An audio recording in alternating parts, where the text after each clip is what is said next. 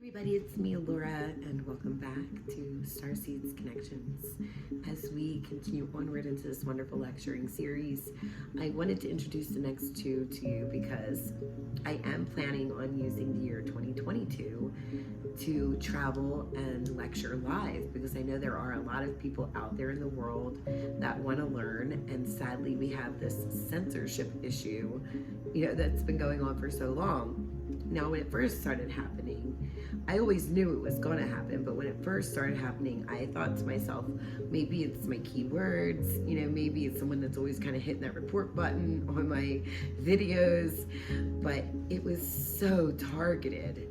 And when I saw how targeted it was, I realized this is something as simple. And so my mind became like those investigation boards with the red strings, trying to come together to find that core. And while I'm like this close to it, and I hope, when I do come to that core, because it's so expanded, but then so isolated at the same time, it's kind of hard to explain. But once I go beyond that web and I can get to that main center person, which I can see who they are, but I don't have a name for them, I am going to go and sit and probably have to talk with them and see, what's going on and why this is so harsh, because it really is. If you think about all the people out there in the world that are talking about things even worse than what I've talked about, they still have a lot of views on their channels. And I asked my technician, my computer guy, who's like a really good friend of mine, I asked him, why is it that I'm so censored? Out of everybody out there, why me? Because I can't be that much of a threat. I know I'm threatening in some ways, but with everybody else talking about things out there, why aren't they getting it as bad as me? And he said, well, because you have the ability to go to the next level of truth, whereas they're just copying off other things they hear and compiling it and offering it up. With you go from one level to the next, and they don't want you to be able, to get to that last and final level for people and individuals out there that want to grow. So they allow you a certain amount of reach, and then they stop you off, and that's that. And so that made more sense to me. But getting back to the lectures, being able to do it live and going from location to location will be a lot better. If I can get the word out there in those areas and talk and really have some beautiful like mini courses or even just speeches, I think we could reach a lot more people that way. However, for now, I'm doing this test run, and so far, not a lot of people have joined the lectures because, number one, I haven't been able to advertise them, and number two, I feel like right now is a very difficult time for people, financially especially, because of everything that happened in 2020 and people still trying to recover through 2021. So hopefully next year it'll be different. But for now, for those of you who are watching, thank you. Namaste, and I am so grateful to everything you do for me. Thank you so much. So forgive my voice, I'm a little scratchy. I've had a little bit of trouble keeping my voice with the way that the air is outside. It's really horrible. It's really dense, very heavy, and very thick, and I'm going to be writing a blog about some of my findings about that and about the future, because we have a new angelic herald coming up, which I'm really excited to compile and share, because the visions come in through different segments of conversations and sometimes through one or more messengers. So I have to wait until I'm given that signal to say, okay, get it all together and then present it. So hang in there with me. We have a new one, and we're going to be talking about what the distant future looks like, which is going to be really awesome. But I want to make sure that that's super protected. So give me a little time to work out some of those little things. With this Starseed Connections, I start this one by saying that I have read so many people around the world. You don't even know. I have had so many soul readings from the time that I started doing this all the way up until today. I can't even wrap my own mind around it. I really can't. I think to myself, wow, I've been doing this for a long time now, and I've read thousands and thousands of people literally from all around the world. We're talking about Turkey. I've had clients from Sweden a lot. I've had clients also from Australia, Africa, Dubai. I've had some from the Middle East, believe it or not, with such a predominant religion out there. I still have had some come from those Middle Eastern countries. I've also had people from Canada, and I've had a lot of people from here in the United States, as well as many other places abroad.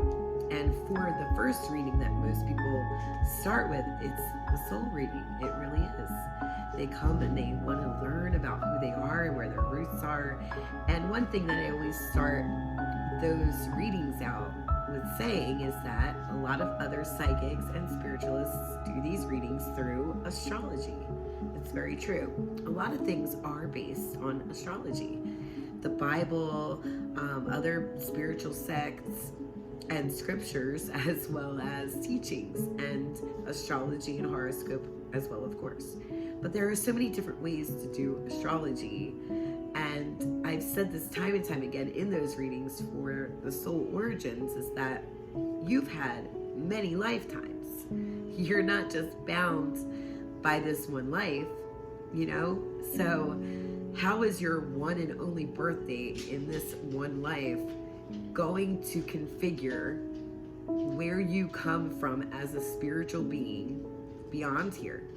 Because if you have an otherworldly origin, it's not going to have anything to do with Earth, and Earth's zodiac with just 13 constellations in it isn't going to determine, thousands of places out there in the universe, as well as thousands and thousands and thousands of years that you've traveled through it.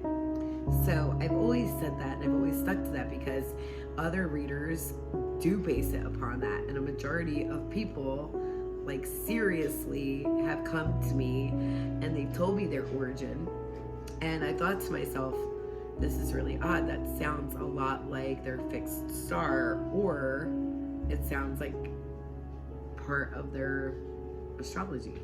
So I had to go back on it and look and see, if that's indeed where it was coming from. And it took a lot of time out, more time than I wanted to, because I'm sitting there channeling, from the Akashic Records, which is what you're supposed to do. Your origins, my soul readings, have nothing utterly to do with astrology, okay? And that's because the astrology that I go by anyhow is called angelic astrology. And if anybody else out there in the world has used that term, don't believe it, because they're not using angelic astrology. Trust me. The way that I read astrology is so intricate and so detailed, and it is so pure that nobody else would even know how to do it, because they wouldn't have that expanded view the way that I have it. It's not something that you can actually learn in a book. It's something that you learn from beyond here. And that's why it's not written down here, because it's never been exposed. I don't know if anybody's ever used it, okay? I can tell you that, because I haven't read the entire world's Akashic Records. I could read parts of the earth, parts of, the universe, parts of people in their Akasha, but I've never sat there and channeled like the whole history of the earth. I've looked at where I needed to, when I needed to. I don't want to abuse that gift. But when it comes to any kind of soul origin, it has nothing to do with the astrology of this planet, because if you are from another world, then that world doesn't have the same constellations. It doesn't have the same, setup. So it's definitely not going to apply. So when I talk about star seeds, I'm talking about actual, literal, real star seeds. I'm talking about your soul being a small fragment of something so much bigger from somewhere else that is affiliated with a different star system. So I just wanted to make that absolutely clear, because it's a very good point to make when teaching people about star seeds, is that a lot of what you'll learn elsewhere from other people who are talking about the subject, they're basing information off of that. Like, for an example, there will be some similarities. I mean, you can't help that some characteristic traits, when you're confining people into that box, have some kind of similar tone. Pisces definitely shares some traits of the starseeds from Pleiades, right? But is Pleiades anywhere near Pisces? No. But when you combine Pisces and Cancer together, now you have a Pleiadian. And that's very emotional, very artistic, creative person. And that's exactly, how it's described. And that's usually because there will be a star, like,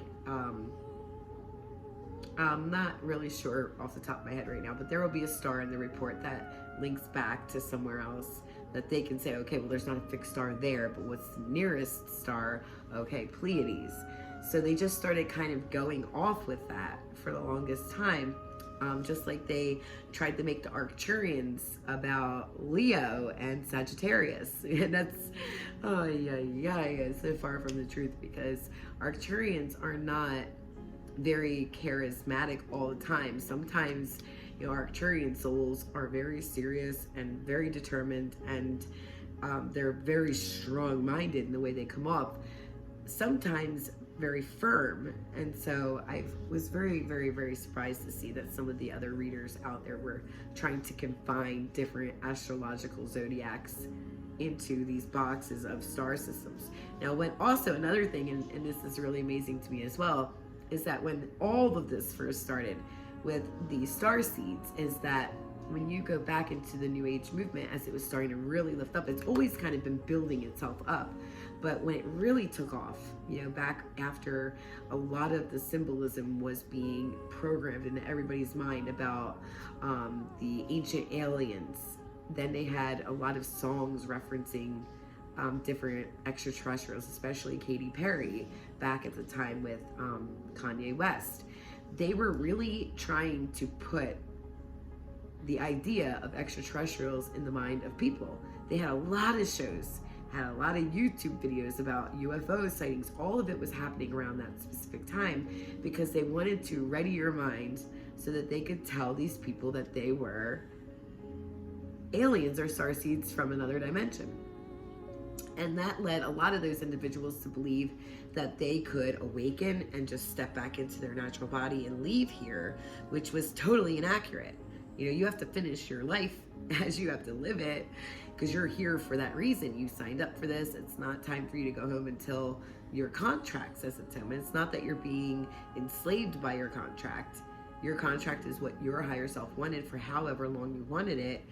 But if you haven't gotten through your lessons and you haven't come here to achieve your earth purpose, and you haven't gotten some of your old life purposes finished up to get to the earth purpose, because that's how it works. It goes from, I have these lessons, I have to finish these lessons, and as I finish the lessons, then I can prove that I've learned them through accomplishing this life purpose. And once I'm done, then I go to the next one and the next one as I level myself up in transcending physical reality while also seeking spiritual knowledge to evolve spiritually. And then you're evolving all around, because as you evolve in the physical world and experience and you evolve spiritually, you're getting somewhere in that in-between through emotions and mentality kind of following in that place if you're doing it correctly, if you're led the right way. So by the time that you finish your time on earth, you should have gotten through all those lessons that you wanted to use to cultivate. You got to choose them. You looked at yourself and you said, okay, I'm an otherworldly being. I want to go to this environment for cultivation in this, and I want to go to this environment for cultivation in that. And as you made that plan for yourself, you wanted to show how much you have grown through what you achieve. Okay? When you're done and you're getting close to the end of all of that, you're going to take it all together and compile it, integrate it, and say, okay, well, now I have a purpose I have to achieve, showing that I still remember everything that I learned in the other lives, still showing that I can achieve at this higher level that I've reached now in this one. And that's when you get to the earth purpose. You finish that. And by that time, you should be at that level of ascension and awakening that you can go to that next level and graduate 3D, so to speak. There's no cheat. You cannot cheat. But yet New Age movement was telling everybody that they could. They were saying, oh, well, you're a starseed. All you need to do is wake up and you can just, bam, keep your vibe up, stay positive and meditate. And you can ascend right back up to where you were. And that's just not true. There were other teachers out there as well that were telling people that they could kill themselves and come back and just restart. Oh, okay, well, forget this life. You mess up. Just kill yourself and come back next lifetime. No worries. You'll just get back on track. And that's not true either. That is so absurd to tell somebody that. I literally don't really feel anger, okay? There are rare occasions that I actually ever experience anger, and it takes a certain type of person to really get me upset. It really does. And that right there was one of them, okay? Because a lot of people, whether it was on the news or not, or whether it was talked about among spiritual communities or not, there were a lot of people that ended their lives too soon because of the person that was teaching that, okay? And that caused a lot of pain. It caused a lot of pain for that soul, and it caused a lot of pain for the families that went through it. Let me tell you my story, okay? I once had a beautiful student, okay? He was so beautiful. He had a lot of issues, okay? I can't disclose what those are because, you know, even though he's not with us anymore, I still want to respect him. But throughout everything, this was a young man that had a lot of promise. He was smart. He was very ethereal. He wasn't like everybody else. And he had the biggest heart, like the most loving heart I have ever met. Like, out of all the people I've worked with, I've met a lot of great people, but there are a few that have really stood out to me, really stood out to me for their selflessness, for their kindness, for their effort, even if they made it or not. And he was one of them. And I remember he came to me. He was already suicidal enough as it was. And he would talk about wanting to die. And I would tell him, listen, you have children. They may not be with you physically right now, but you have children that they came to you in this lifetime to give you a reason to keep pushing on, to give you a reason to wake up every day, because you can now teach them based on the things that you've learned that you regret and feel guilty over, and you can help them to not grow up and make worse mistakes or make, you know, really big mess of their lives, and you can raise some good people for the future in this world. And so I would spend time, you know, talking with him, giving him a lot of confidence, helping him with emotional support. And I was really proud because it didn't matter that he kept falling, okay?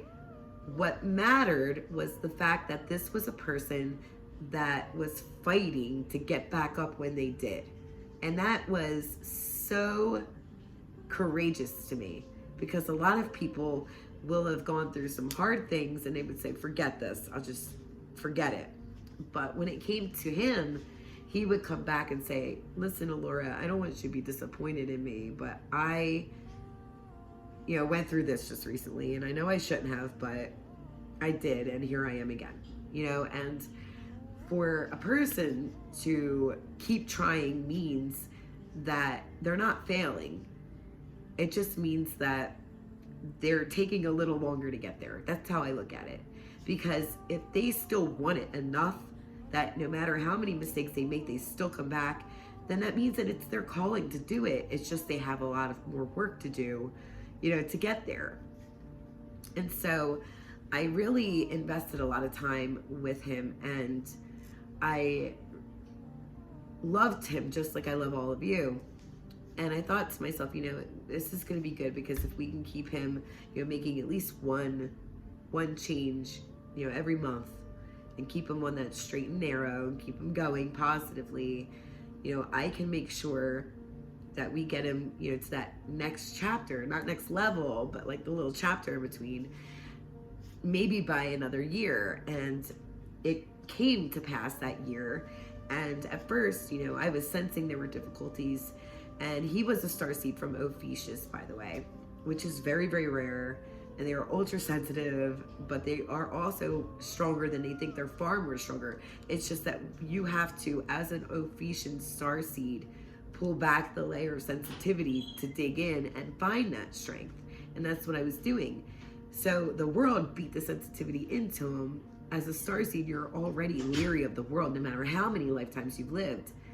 But as an Ophiuchian, he had the ability to become a warrior at the end of all of it. And yet, you know, here he was still falling and getting back up. And I said, good, that means the strength that exists in him is still there. He just really needs somebody to kind of put on the boxing gloves alongside us. That he was actually in a good place, like he really was.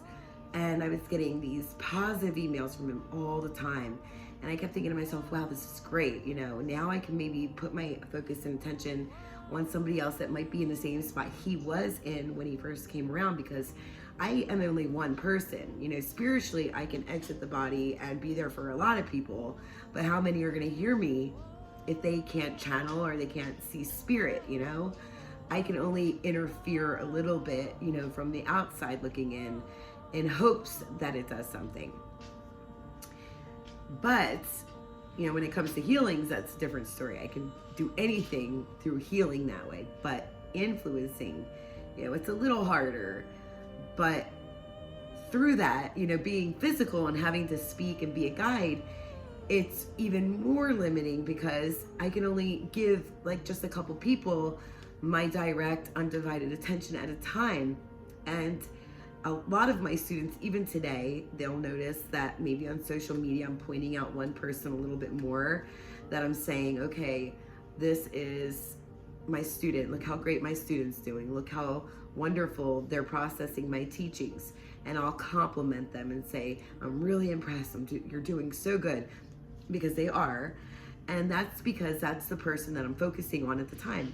Over time, I've tried to direct that focus, rather than month to month or based on necessity or need, to just trying to give everybody that was in that group of people of needing help. And I'm not talking about the Facebook group. I'm talking about like a group of individuals that seemed like they needed extra support more so than others.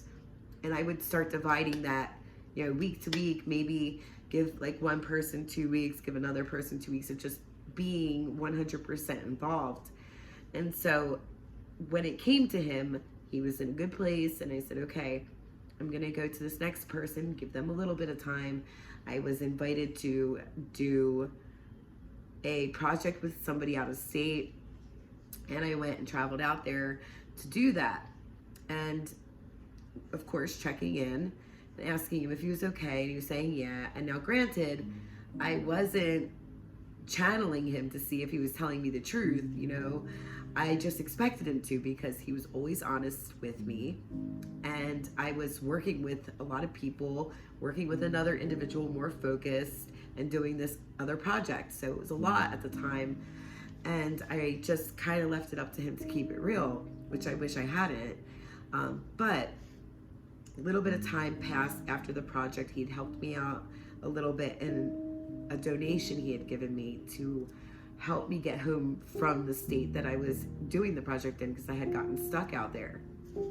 And I was really grateful. I was going to pay him back. I just had it happen. And by the time that I came back home, I was, checking in with him again, working on this other person. And then I believe that was over like the fall and the winter months. And then coming into spring, it got very quiet from him.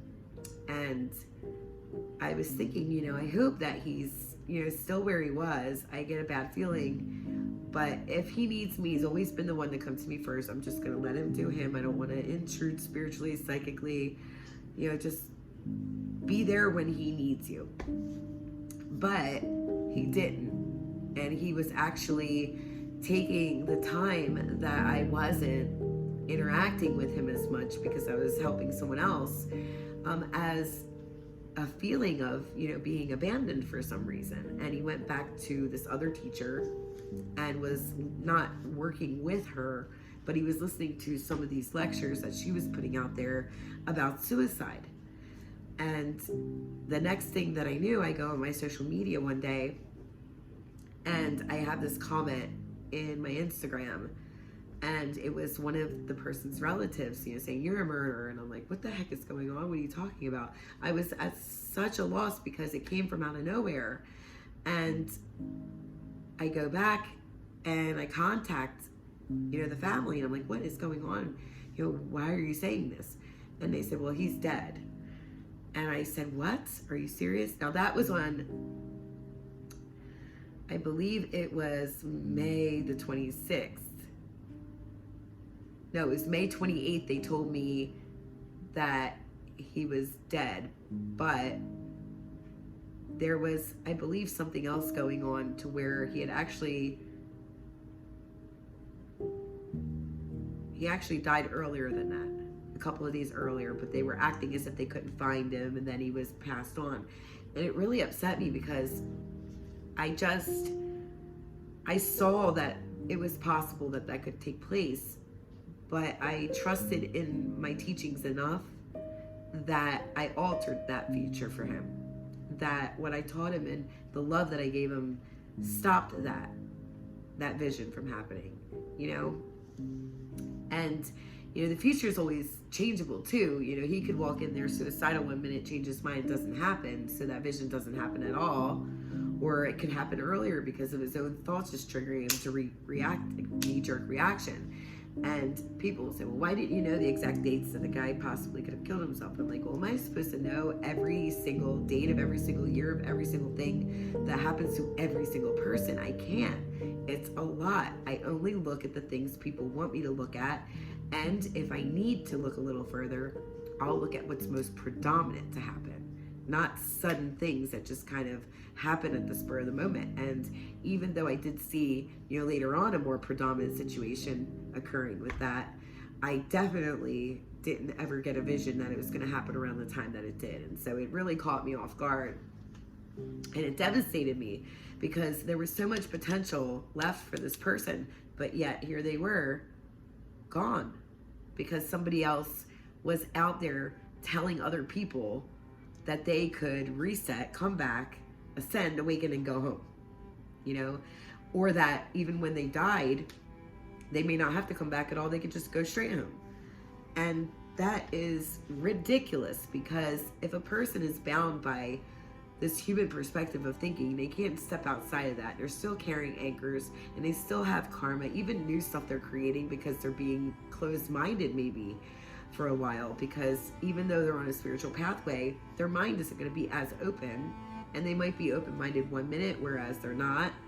And sometimes there might be a long period of open-mindedness, and then something happens in their life that closes it up back again. So it's a process. This is really truly a journey, and it's harder of a journey for people that are out there living average lives, having to go to work, having to go to school. It's harder for them than it is for people that, let's say if you had my teachings and I had like a monastery that you could come become a monk at, you know, that would be easy, because I'd be there with you all the time teaching you what I know, and it would be more, the word I'm looking for, consistent.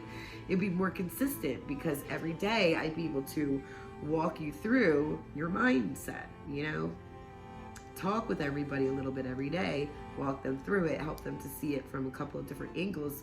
And of course you have your own free will to choose, but once you hear how to look at something differently, especially from a heavenly level, you're like, oh, you know what? I would have never seen that. That makes more sense than anything else.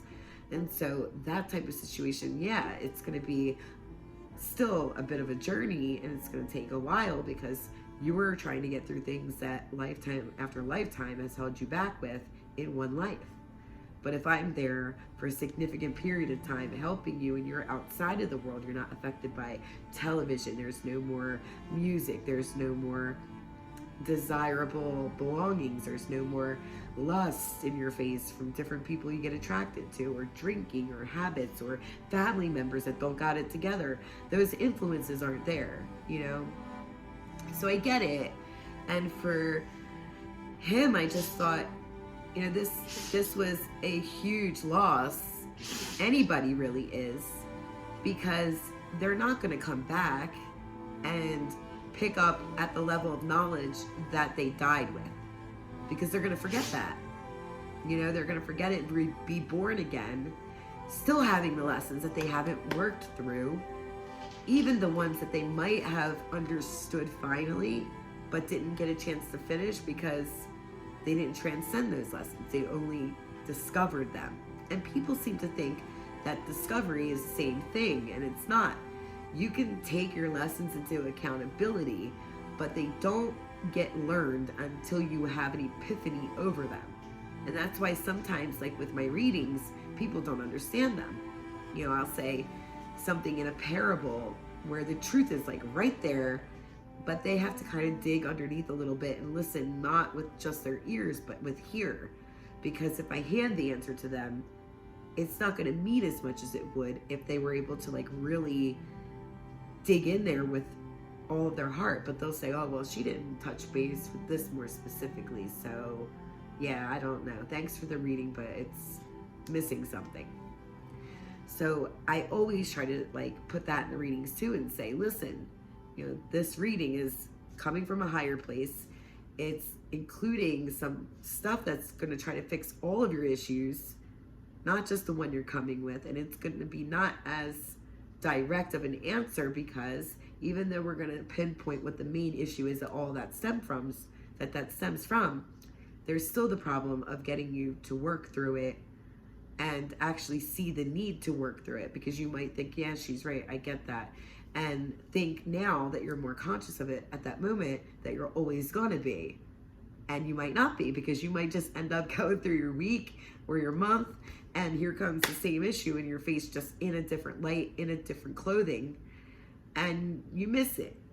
So you're not transcending it, because one problem is going to come in the disguise of many. And it's going to be found in situations that, you know, it's going to be least expected. So that's false information. And I was really hurt by that, because this was a teacher that was also teaching a little bit about starseeds and ESP, but everything seemed to be, you know, limited. It seemed like she was telling people things to hold them back or to cause an issue where they couldn't grow. And suicide was definitely one of them. Now, suicide with starseeds is typical because of the sensitivity levels. Like I said in the one video before this, starseeds are sensitive. Angels are extremely sensitive. And like I explained in the last video about the blue avians with Alexander, how he's just so overly emotional about everything, falling down, you know, getting worked up, getting himself all upset, feeling rejected and abandoned, you know, over the smallest things. And starseeds have that, but angels way worse. So it's really, really hard to get through life alone as an angelic, but as a starseed, you know, it is rough. You need a lot of support growing up as a starseed, because you are not going to understand yourself up against this world. You're not going to understand why people react to you the way that they do. You're not going to understand why you feel so alone, even when there's so many around. You're not going to understand why you don't feel like you belong really with your family. You know, there's a lot, you know, to being an otherworldly soul type. But for otherworldly souls, no matter who they are, the sensitivity level is there, whether more or less, it doesn't really matter. It's hard to get through Earth life, either or, and it takes a lot to transcend. It really does. It's not as easy as just getting like a round of life coaching, paying for your upgrade in your spirit body, and taking a couple of courses. This is something that you need to be walked through, because everyday situations change. You might be going through the same day, it looks similar, but there are going to be different interactions, different communications, maybe the same in a different way or totally different altogether.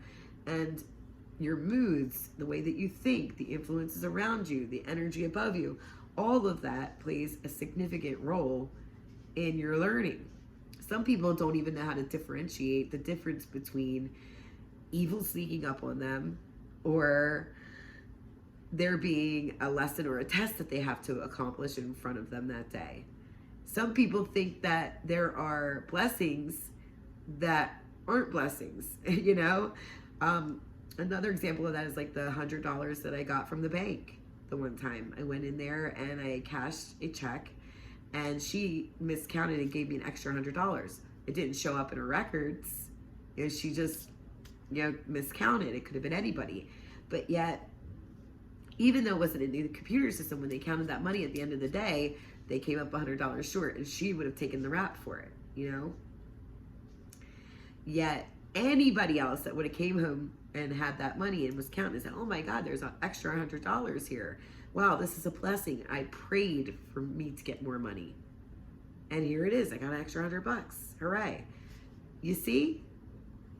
Somebody would have thought, had they prayed or been needing money, they would have thought that that was the outlet in which their prayer came through. right? I know a couple of people that would have thought that, but that's not the case. That in itself was a test and a lesson hidden in disguise. It was testing multiple things. It wasn't just testing honesty. If you could email me and tell me the few things that you think that type of situation for anybody average going through the enlightenment stage, not for me because I already, knew what happened, knew what to do and did it, no question or doubt in my mind. But for any of you in that situation, what are the few things that situation would have been tested in you? Or if you're already grown, if that was a test for anybody out there just coming into their path of spirituality, what do you think it's testing in them? Really, like I'm dying to know what your thoughts are. Anyhow,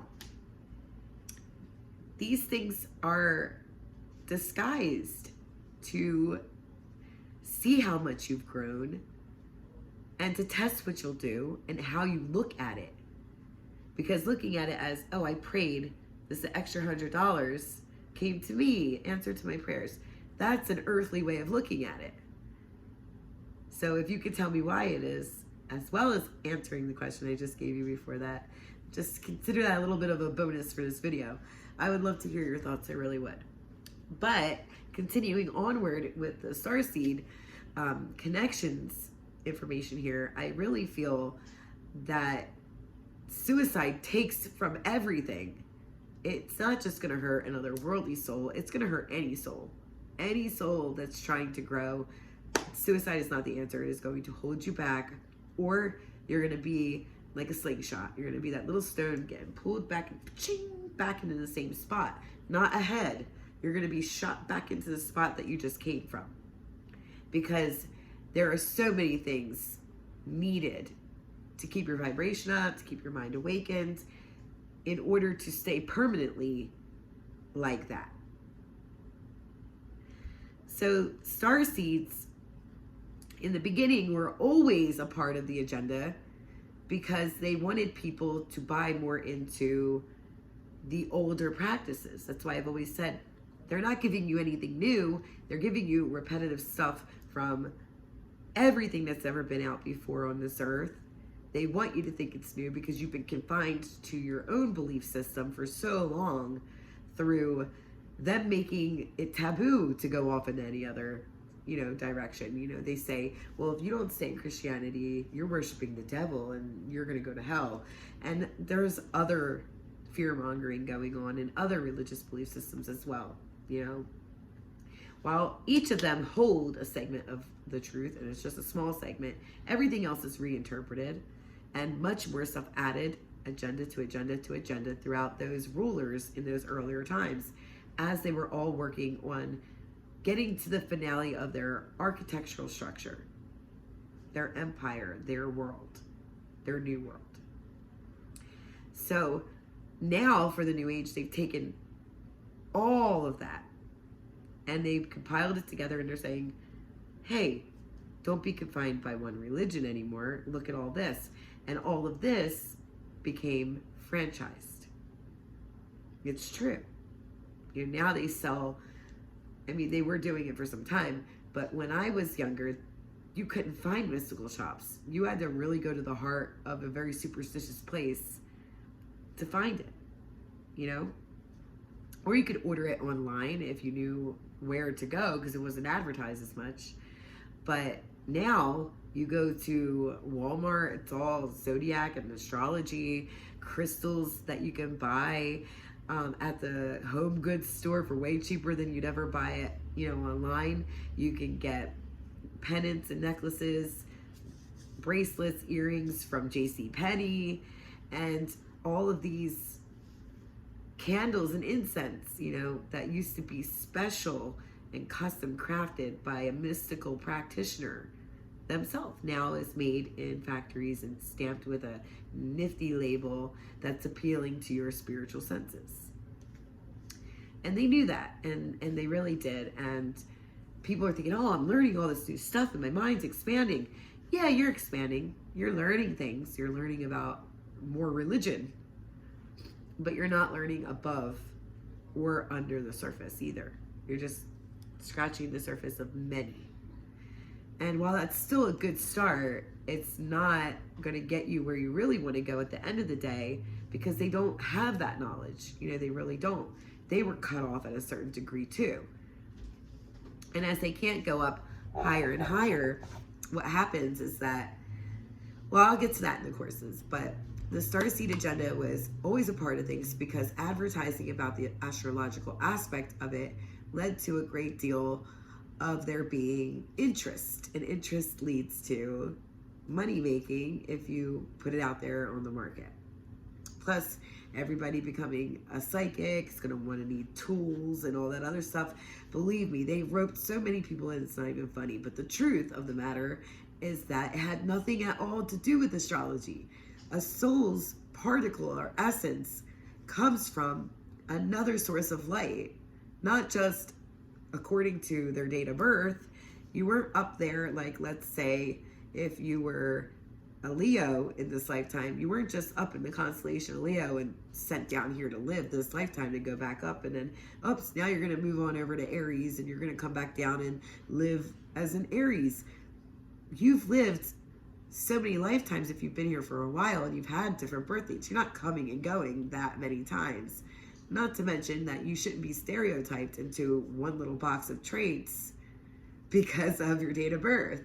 Your soul is eternal. It is full of so much stuff that this world couldn't even touch base on.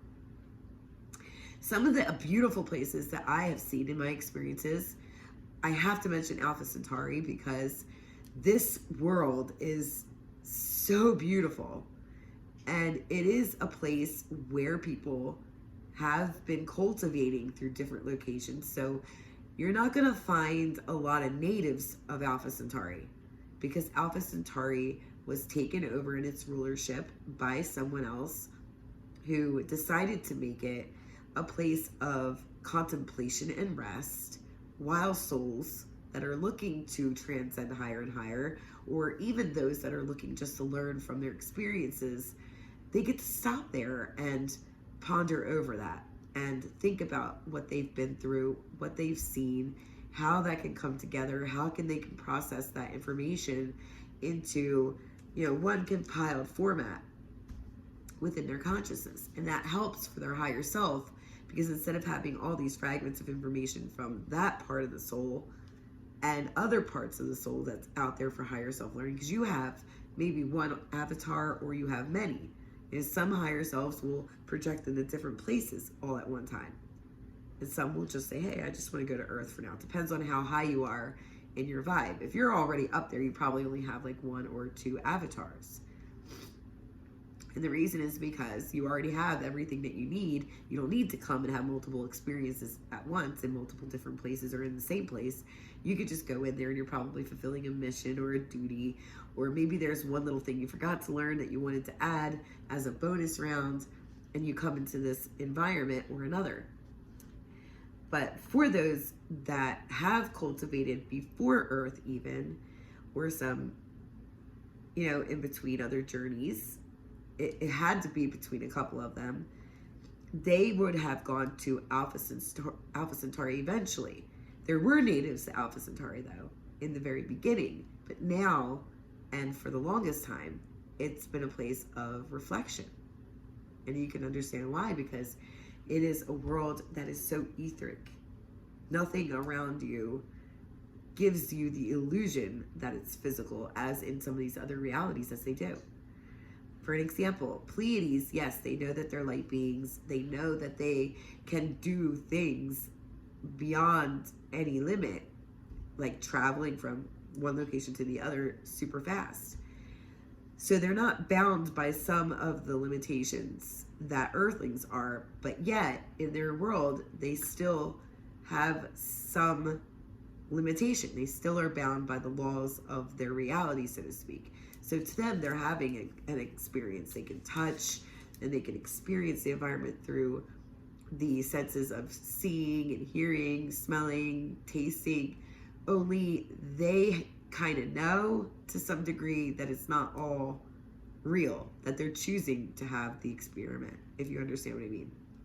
In heaven, We all know that it's not real, but we choose to bring in what experiences we want to enjoy being there with and to share with others. But for the most part, we know that none of it is really, really real. This is so confusing, I know it is. But going into Pleiades and other star systems, they know it, but they're not acknowledging that it's an illusion because they're choosing by will, even in those moments, to hang on to the experience. When you get to Alpha Centauri, it's different. They don't choose to abide by any at all in accordance to illusion. It's a beautiful world. Like, this is just so beautiful. It's very dreamlike, and it moves a lot. It reminds me a lot of the way that 4D looks from 3D than 4D here, because all fourth dimensional realities are very similar in the fact that they do have like this physical appearance, but it's traily, you know? So if you're looking at a tree, it looks like the tree's kind of moving and leaving like a streak of itself from side to side. Or like when I move my arm super fast, if you were to, put that on a slow motion, you would see, all of my arms. But here it's just kind of like leaving a streak in the air. For them, they can see the trail of that streak. It's like that in higher planes, period, just in a different way. But in the fourth dimension, going into the fifth, there in Alpha Centauri, they see it. It looks like an accordion of the images. And the colors are epic.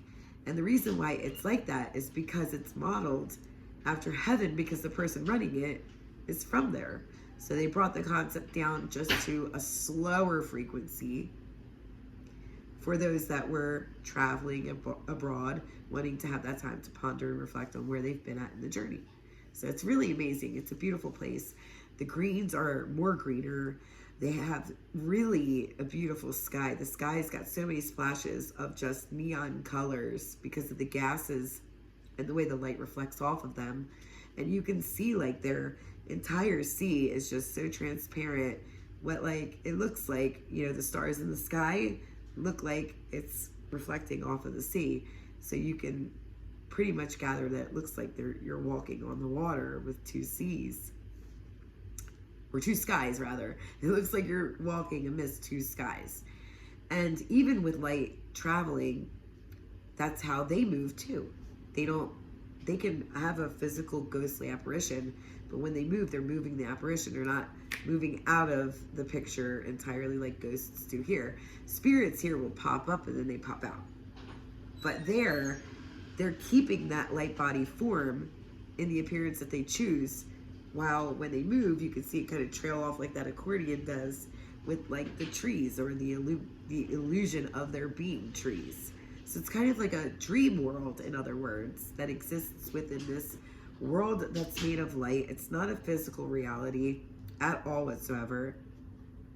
And souls do go there for reflection. So it's really beautiful and it's peaceful. Like, you could just sit and be in an I am state for the longest time, and you're not going to get bored, tired, hungry, or have to use the bathroom. You're just there to just really get the most out of it, and then to look and enjoy the beauty as well, because it is really, really beautiful. And a lot of souls that are from like heaven that have stopped there, they feel closer to home, even though they might be on their way back down to go to Earth next from their experiences, to say, okay, well, I want to cultivate entirely all over again, because some do choose to. It's not likely, there's only been a few, but those who did would go down, they'd stop there, on their way to just get that feeling of that heavenly vibe after a few other experiences have made them feel really far from it. And then again, vice versa, those that have been to Earth that have transcended go into Alpha Centauri to experience what heaven is like, so that when they go to a next frequency environment of where they're at, they'll remember that when they come out of that experience and say, okay, I'm glad that I'm still on track. I'm reflecting because I remember Alpha Centauri, and it's a beautiful realm. Let me keep working toward getting to the real deal of that at the higher level. But starseeds themselves, there aren't many that have gone through the entirety of the cultivation process all over again. For those that have, they don't always make it back, because it's so hard on them here. It really is. But for others that have been through a lot of those beautiful star worlds, all of the traits connect because they're picking up a little bit from every place. It becomes a part of that higher self. They bring some of those characteristic traits down, but they usually reach more of a capacity of them when they wake up, because their higher self is now, recontrolling everything, and they're taking on the attributes of their higher self as the higher self is in control. But while they're here on Earth and they're not talking to higher self, more than likely their characteristics are going to be very much like their earthly physical self until they start learning what they need to transcend and what their higher self is more like, which is going to be totally different than what they think originally, because a lot of people have the wrong mindset of higher self. They're thinking, oh, well, my higher self would want me to be rich and wealthy and have the best of everything. And that's not true, because anybody that comes from a higher dimension, yeah, they might want to reach that maybe once, not out of greed, but out of the hard work of the fight and the battle that it takes to work from the ground up to say, I have master built, I'm so tongue-tied tonight. I have master built after these lifetimes. I've made it to where I was a nothing and now I'm a something. But generally,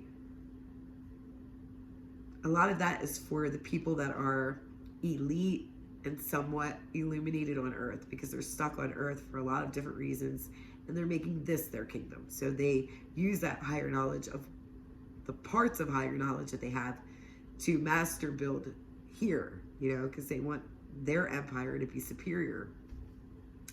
For a lot of higher selves that go through the process of becoming a master builder, so to speak, learning the lessons, transcending the purposes, and getting to that final purpose, those are the ones that realize that building an empire here really doesn't mean nothing. It really doesn't. They can't take it with them after all, Yeah, you can enjoy it while you're here, but it's going to distract you from the things that really matter. And a lot of people think, no, I'll spend time with my family, I'll do the things that matter. You don't really know what really, really matters, because you don't really know the truth of the meaning of all of this yet, So how can you say that? Wealth isn't going to buy that for you. You have to learn it, and you have to keep your vibe clean and stable. You have to keep your perspective always raising up, and there's so much to it that investing yourself in your spiritual journey to get lessons, to get the courses, to get the coachings, to keep your energy in a good place, to not have bad energies interfering in your aura, and to maintain, having that help, that matters, because it's helping you to find out what really matters, to you as you're evolving. Once you evolve, there is a big secret at the end of that all of these other people that are striving towards other things, if they only knew, if they only knew, you'll get everything that you've ever wanted at the end of it, trust me. But it's getting there and doing it the right way that matters, because even if you're like all these other people that strive fighting for materialistic things, and you get there and you learn how to build on a physical level, you still have to come back and go through your spiritual evolution, or you're just gonna have to come back and keep rebuilding your empire again, unless you do something horrific and sacrifice like a bunch of souls and stuff like that, like they do in the elite circles, to keep that prestige level. It's really scary, but that is how it works. And Alpha Centauri has always been that place of rest and reflection, as well as Apollonia. People do live in these realities, these two realities that I'm mentioning, but they're more like a reflection area of space, and they are very, very beautiful. They really, really are. But as for Ophiuchus, they say that that's the 13th sign of the zodiac that was missing. I guess if I'm going by normal astrology, I would say I agree. But as far as angelic astrology goes, there are far more signs than that. Ooh. So I hope I've piqued your interest in this video, and I'm glad that we're getting into some of this, because next time I have more, and I'm so glad to have you, and thank you for watching. Bye-bye.